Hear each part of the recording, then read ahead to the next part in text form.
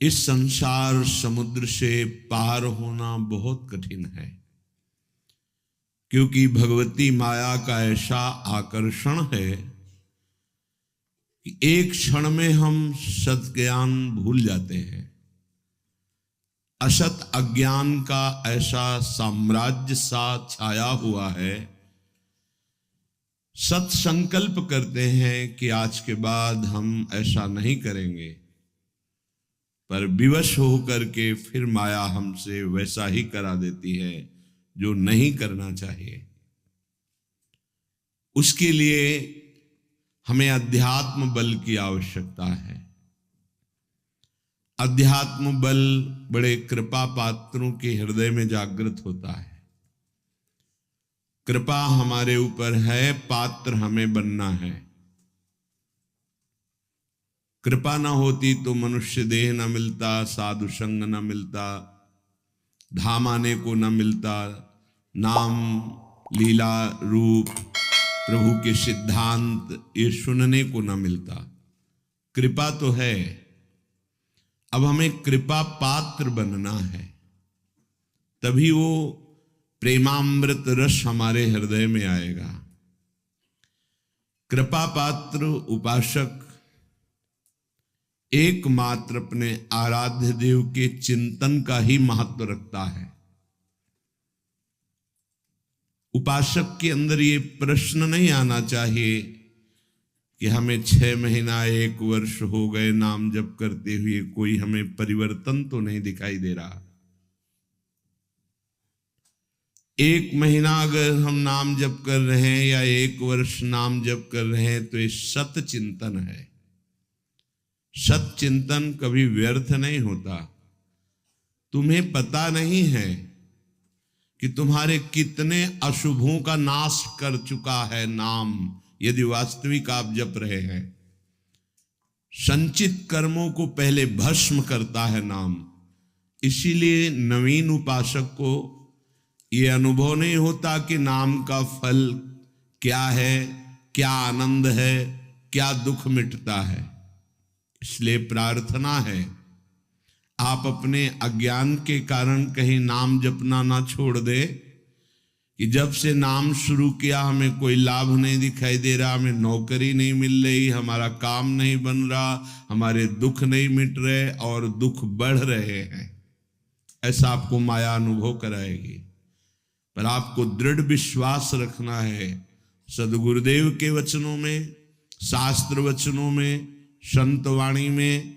इसी विश्वास के सहारे हम अध्यात्म बल से युक्त हो जाते हैं। नहीं तो जब हम नाम जप करते हैं तो सबसे पहला काम नाम का होता है गोदाम में आग लगाना। जो हमारे संचित कर्मों का शुभ अशुभ गोदाम है उसको भस्म करता है। अब ये बात पता नहीं है तो वो वर्तमान में तत्काल फल देखना चाहता है कि हम नाम जप किए तो हमारी सारी कामनाओं की पूर्णता हो ही जानी चाहिए। नहीं, नाम जप का फल क्या हुआ, वो ऐसा सोचता है। पर ऐसा नहीं है। नाम जप सबसे पहले अशुभों का नाश करता है, फिर शुभ फंसाने वाले जो होते हैं वो उनका भी नाश कर देता है। इसके बाद क्रियमाण पूरा परम पवित्र करके भगवद अर्पित कराता है, प्रारब्ध भोगने की सामर्थ्य देता है। फिर आनंद का ऐसा उन्माद होता है, आनंद की ऐसी उत्तम अवस्था होती है जो वाणी से वर्णन नहीं की जा सकती। आप धैर्यवान बने, उत्साह पूर्वक नाम का जप, नाम का कीर्तन, नाम का चिंतन करें। परिणाम बहुत मंगलमय होगा। थोड़ा धीरज रखें, थोड़ा विश्वास करें। न एक एक नाम आपको उठा रहा है, अभी आपको समझ में नहीं आएगा। जब आपके पाप नष्ट हो जाएंगे, हृदय निर्मल होने लगेगा, तब आपको समझ में आएगा। मेरा मन प्रियाजू की कृपा से इस प्रेम रस में आविष्ट हो गया है। अब मेरे लिए वृंदावन से उत्तम कोई नहीं, क्योंकि वृंदावन ने मुझे प्रियाजू प्रदान किया, प्रियाजू के चरणों का प्रेम प्रदान किया, राधा नाम प्रदान किया। अब किसी की कोई मर्यादा नहीं। प्रेम की अपनी स्वयं की मर्यादा है कि वो किसी की मर्यादा नहीं रखता। प्रीति न काहू की कान विचारे, ये प्रेम है। प्रीति की रीति रंगीलो ही जाने। अगर प्रेम का सही रूप कोई जानता है तो प्रभु श्री कृष्ण जानते हैं। इसलिए वो मर्यादा पुरुषोत्तम के रूप में जब अवतरित हुए तो एक एक मर्यादा का पालन। और जब लीला पुरुषोत्तम प्रेमावतार श्री कृष्णचंद्र जी, तो महाराज की लीलाओं को समझना सदगुरु की चरण शरण में बैठकर ही हो सकता है। जो रसिक हैं, जो लाडली लाल के रस में डूबे हुए रसिक सदगुरुदेव हैं, उनके चरणों के समीप बैठकर ही इनकी लीला समझ सकते हैं। नहीं, इनकी लीला बड़े बड़े मुनियों के लिए भी अगोचर ही है। न देवैर ब्रह्मादेर न खलु हरि भक्तेर न सुहृदा, ये स्वयं बाके हैं, इनकी लीला भी बाकी है। ये बाके की बाकी लीला को जिसका कहीं कुछ बाकी नहीं रह गया वही समझ सकता है। कोई भी चाह, कोई भी लालसा यदि बाकी है तो बाके की लीला को नहीं समझ सकता।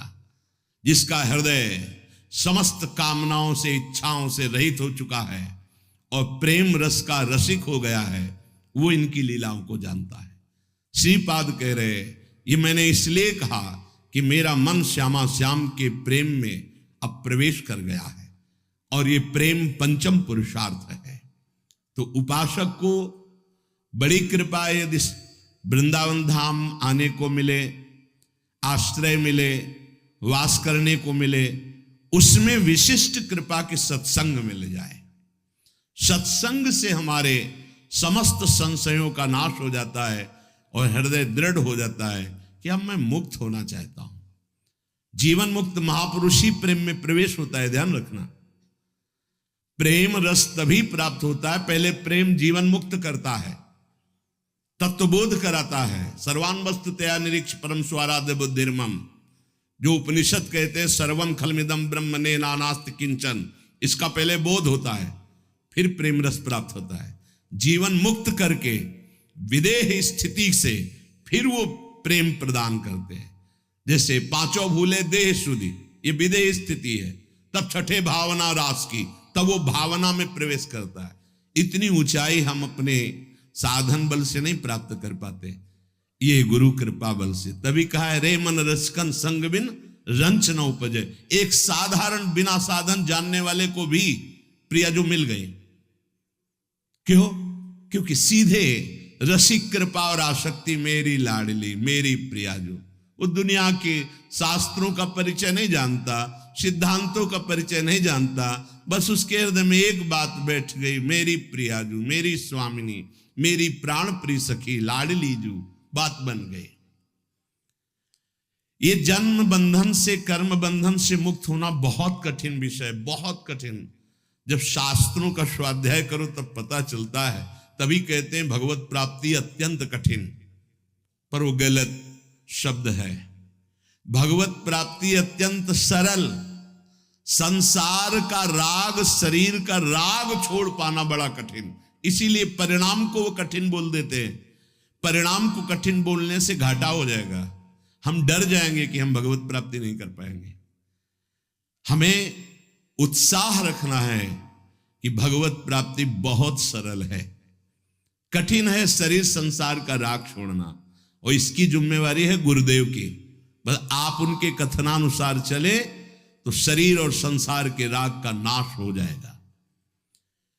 परमार्थ का स्वरूप कल के सत्संग में वर्णन किया गया कि उपासक चाहे वो गृहस्थ हो या विरक्त, यदि इस मार्ग में उन्नति प्राप्त करना चाहता है तो किसी के स्वभाव या कर्म की ना तो प्रशंसा करे और ना निंदा करे। क्यों? जब वो गलत कर रहा है तो निंदा क्यों ना करें? तुम क्रिया को देख रहे हो लेकिन पावर को नहीं देख रहे। पावर गोविंद है उसमें, सामर्थ्य गोविंद है उसमें। उपासक उपास्य देव को देखता है, क्रियाओं को नहीं देखता। बोले नहीं, बहुत गंदा आदमी, उससे हम भगवान कैसे मान सकते हैं? तो गंदा उसकी क्रिया को लेकर के है, लेकिन परम कारण तत्व जो बैठा है वो निर्विकार, चेतन, अमल, सहज सुख राशि, उसको क्यों नहीं देखा? तुम क्रिया देखने वाले संसारी नहीं हो, तुम तत्व का दर्शन करने वाले भगवत भक्त हो, उपासक हो, जिज्ञासु हो। जैसे है हम छाया को देखकर, कल ध्यान कीजिए सत्संग का, छाया को देखकर भ्रम हो जाता है कोई है क्या, ठूंठ को देखकर भ्रम हो जाता है भूत है क्या, रस्सी या टायर को देखकर हमें भ्रम हो जाता है ये सर्प है क्या, पर वहां कुछ नहीं होता। वो ठूंठ है, वो रस्सी है, वो आपकी छाया है।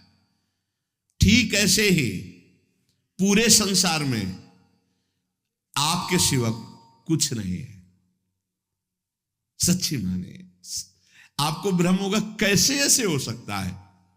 जैसे स्वप्न में आपके मन के सिवा कुछ नहीं था, तो उसमें दुश्मन भी थे, मित्र भी थे, भोग भी था, ना जाने क्या क्या था, पर जब जगे तभी वो झूठा समझ में आया ना। स्वप्न में तो आपको सब सत्य लग रहा था, ऐसे ही अज्ञान से युक्त होने के कारण आपको ये नानात्व तो सत्य लग रहा है। स्त्री पुरुष, अच्छा बुरा, नीच उत्तम मध्यम, ये आपको लग रहा है। श्री भगवान कह रहे हैं, बहुत गूढ़ प्रसंग है। अगर आज का प्रसंग समझ लेंगे तो प्रियाजू के चरणों में लिपट जाएंगे कि मेरे बस की बात नहीं। ध्यान से सुनिएगा। आत्मैव तदिदं विश्वम सृज्यते सृजति प्रभु। बहुत सुंदर विषय। भगवान ने अपने आप से अपने आप का सृजन किया है, दूसरा कुछ नहीं।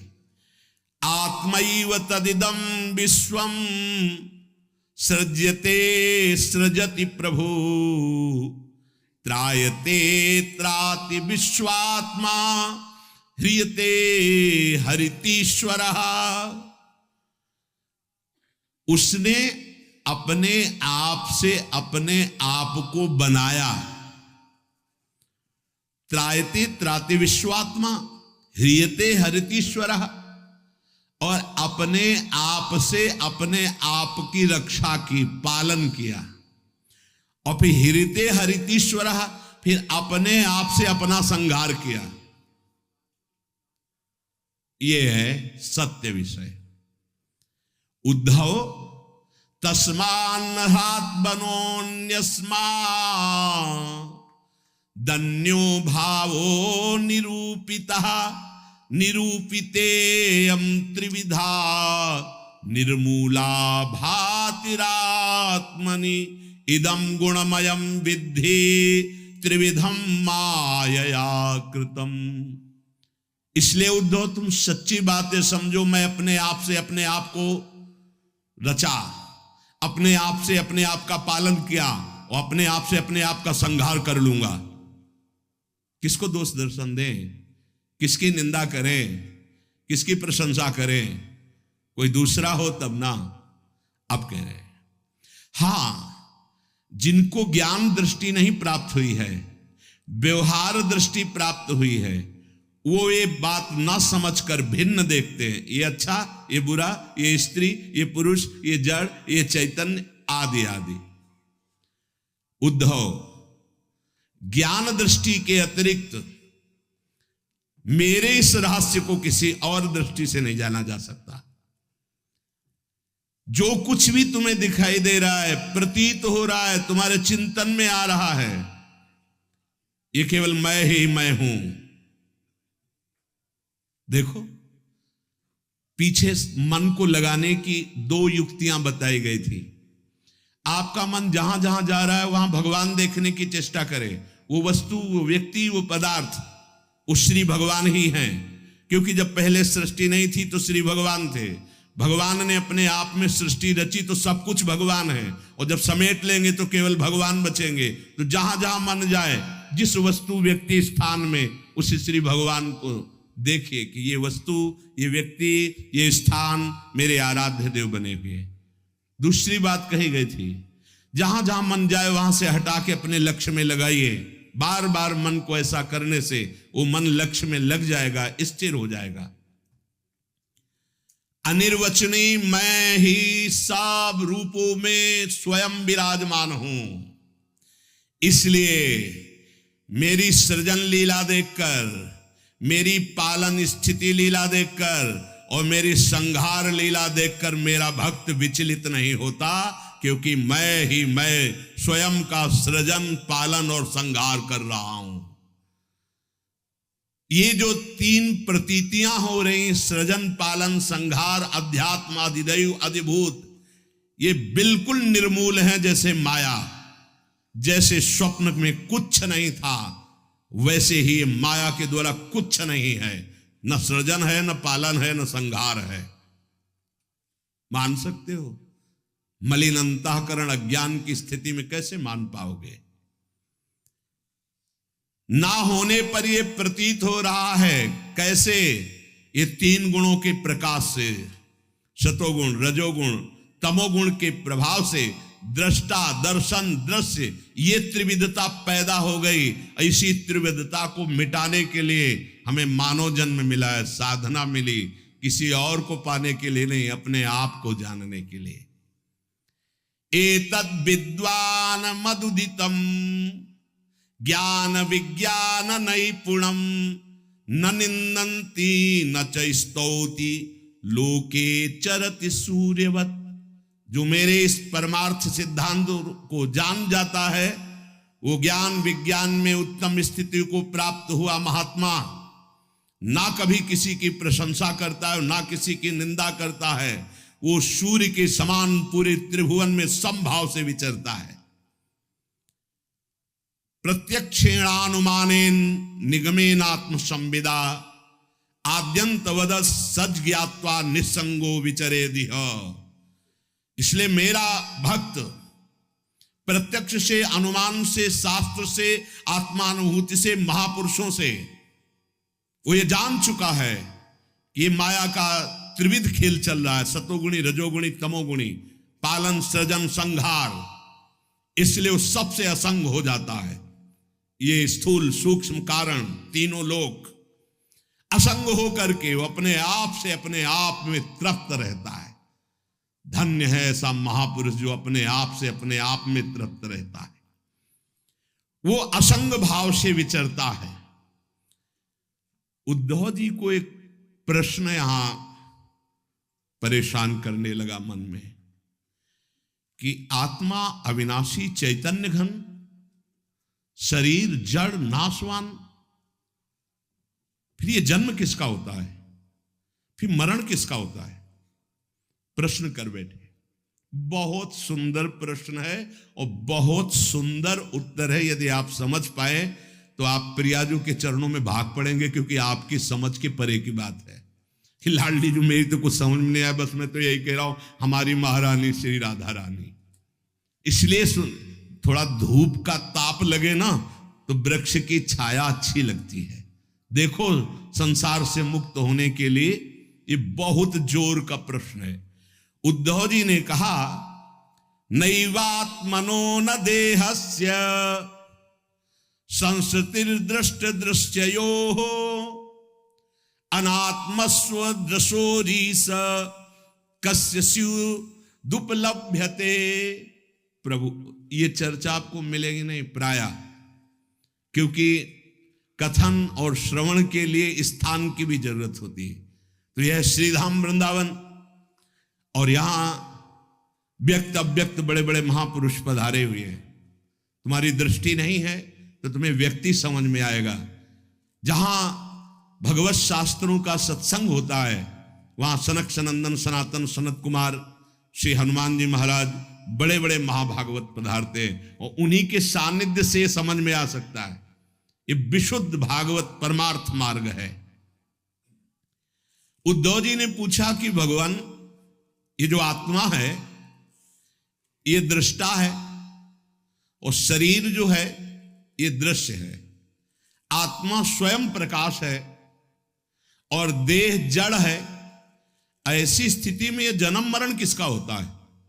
आत्मा का जन्म मरण हो नहीं सकता, क्योंकि ये स्वयं प्रकाश है। और जड़ शरीर का हो नहीं सकता, क्योंकि नाशवान विकारी है, ये तो यही नष्ट हो जाता है। महाराज, ये मरता कौन है और जन्मता कौन है? ना आत्मा और ना शरीर। अगर ये शरीर जन्मता मरता है तो शरीर को नष्ट करने के बाद फिर अब जन्म मरण खत्म हो जाना चाहिए, पर फिर शरीर मिलता है। आत्मा को हो नहीं सकता, क्योंकि स्वयं प्रकाश निर्विकार चैतन्य घन। तो ये होता किसको है जन्म मरण? इसका होना उपलब्ध है कि होता है जन्म मरण, तभी होता किससे है भगवान? हे जगत गुरु, आप हमारे संशय की निवृत्ति करें। आत्मा व्ययो गुणः शुद्धा स्वयं ज्योतिरनावृतः अग्निवद्दारुवच्चिद्देहा कस्येह संसृति। नाथ, आपकी कृपा से इतना तो पता चला है कि आत्म तत्व अविनाशी है, प्राकृत अप्राकृत गुणों से रहित है, शुद्ध स्वयं प्रकाश है, कोई भी आवरण उसे ढक नहीं सकता। शरीर विनाशी है, साकार है, अशुद्ध है, आत्मा से प्रकाशित है और आवृत है माया के गुणों से। प्रभु, आत्मा तेज स्वरूप प्रकाशवान, शरीर काठ की तरह अचेतन, फिर ये जन्म मृत्यु संसार किसको प्राप्त होता है? कौन है जो बार बार जन्मता है मरता है? श्री भगवान वाच यावद्देहेन्द्री प्राणै रात्मनः सन्निकर्षणम संसारा फलवास्तावद पार्थो अविवेकिनः। भगवान श्री कृष्ण ने कहा, प्रिय उद्धव, बहुत तुमने विशुद्ध परमार्थ के स्वरूप का प्रश्न किया है। यद्यपि इस संसार का ज्ञान में कोई अस्तित्व नहीं है, अज्ञान के कारण ये भास रहा है, पर ध्यान देने योग्य बात, जब तक ये देह का अभिमानी है, मैं स्त्री मैं पुरुष, मैं ये देख रहा हूं, मैं खा रहा हूं, मैं बोल रहा हूं, इंद्रियों का अभिमानी है, प्राणों का अभिमानी है, तब तक आत्मस्वरूप जो निर्विकार सच्चिदानंदमय है, इस भ्रांति के कारण बार बार जन्म और मरण को प्राप्त होता रहता है। यद्यपि ना उसका कभी जन्म होता है ना मरण होता है, फिर भी भ्रांति, ये भ्रांति स्वप्न की तरह है। अर्थे हृद्यमाने पी संस्कृतिर न निवर्तते ध्यायतो विषयानस्य स्वप्ने नर्थागमो यथा। जब तक इसको ये भान रहता है कि मैं स्त्री हूं, मैं पुरुष हूं, मैं अपनी इंद्रियों से भोग रहा हूं, मैं ये भोगा हूं, ये भोगूंगा, ये उसकी भ्रांति ऐसे है जैसे स्वप्न में। और स्वप्न में प्राप्त हुआ सुख दुख जब तक जागता नहीं तब तक सत्य भासता है। स्वप्न की विपत्तियां या स्वप्न का सुख कोई भी सत्य नहीं है, पर वो जब तक जगाया नहीं जाएगा तब तक उस विपत्ति या सुख को भोगता रहेगा। ऐसे ही बिल्कुल न जन्म है न मरण है, आत्म तत्व निर्विकार, शरीर भ्रमात्मक त्रिगुणात्मिका माया से रचा हुआ। पर जो साधक, जो मनुष्य अपने को स्त्री या पुरुष मानकर और विषय भोगों का चिंतन करता रहता है, वो अज्ञानी स्वप्नवत भोगों में फंसा हुआ जन्म मरण रूपी संसार से कभी निवृत्त नहीं हो सकता।